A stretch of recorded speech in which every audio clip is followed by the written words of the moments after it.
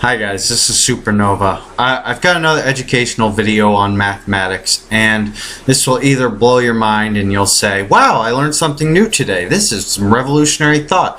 Or it will piss you off, as my last videos on math probably have, because most people tend not to like them. And the reason why is because I'm challenging the accepted theories in math. And nobody likes a guy who's going against consensus, especially somebody who feels very confident about it.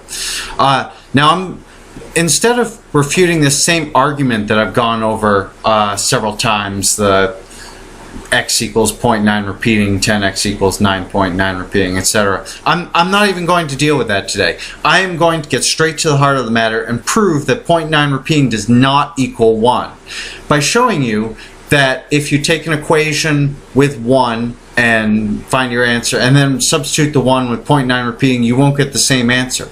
You should if 1 equals 0.9 repeating, but it won't. It won't ever. You know, even if you could find one example where it did, then that would refute my argument. But I'm going to show you that in every case it's true, and I'll show you how you can find that out. Through logic. Now, if you're familiar with logic, you know that there are two ways to reason. There's deductive reasoning, where we take something axiomatic, a generally accepted truth, and then we take a specific example from that set that we're describing in the first premise, and then we come to a conclusion about that, such as the very common example is premise 1, all men are mortal. Premise 2, Socrates is a man. Conclusion, therefore Socrates is mortal. We have something generally accepted, that all men are mortal, and then we have a specific example of a man, Socrates, and then since all men are mortal, Socrates being a man must be mortal. And then it follows logically. If you believe the premises, then the conclusion follows. You have to accept that as well. We're not discussing deductive logic today. I'm just filling you in, educating you a little. The other type of reasoning is inductive reasoning. Instead of taking a greater truth and coming up with specific examples, we're taking examples and making a bigger truth out of them.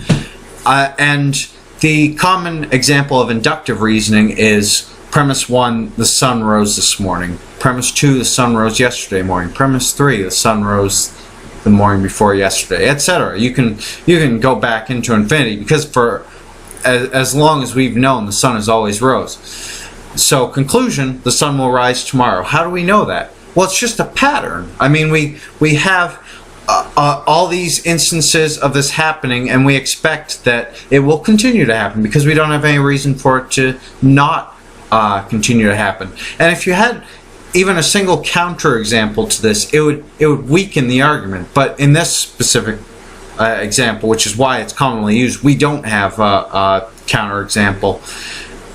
So it's considered a very strong argument because of just the sheer number of examples that we have setting this pattern.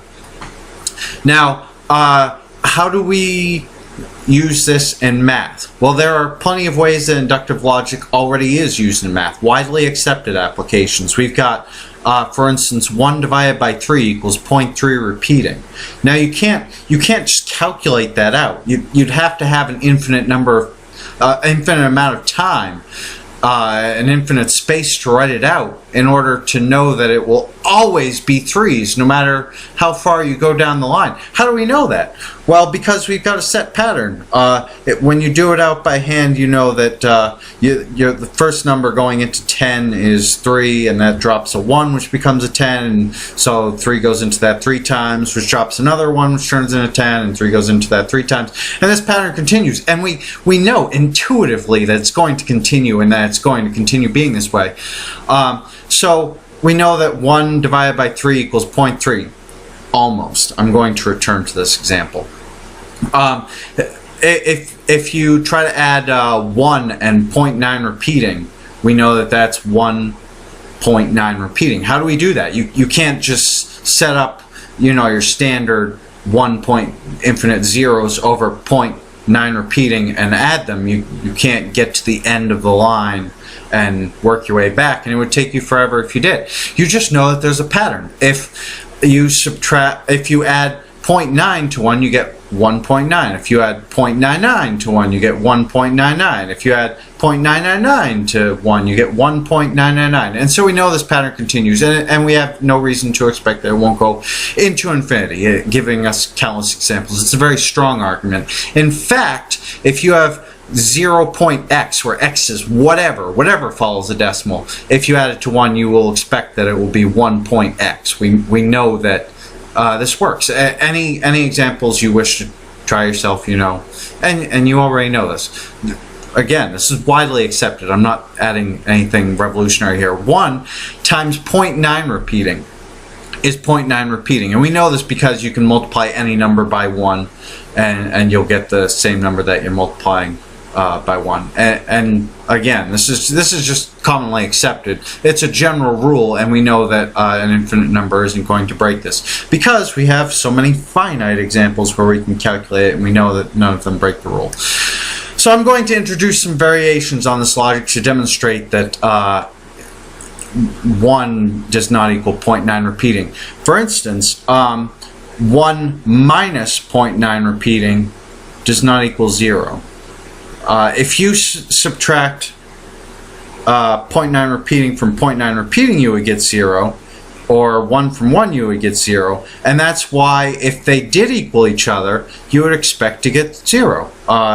X minus x equals 0.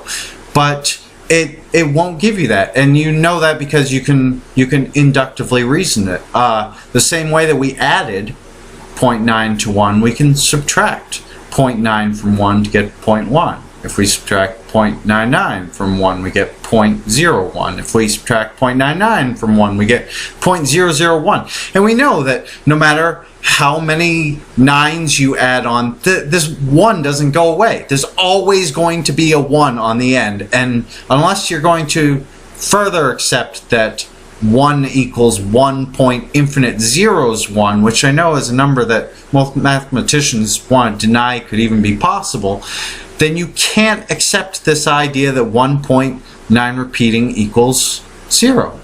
And thus, they're not equal. You can do it in reverse, too. Because x minus x equals 0, and it doesn't matter which x is first. 0.9 repeating minus 1 is not 0. And this one is a little bizarre because you can't subtract a larger number from a smaller number. Even when you do that to get a negative number, you actually have to reverse them and then just make it negative.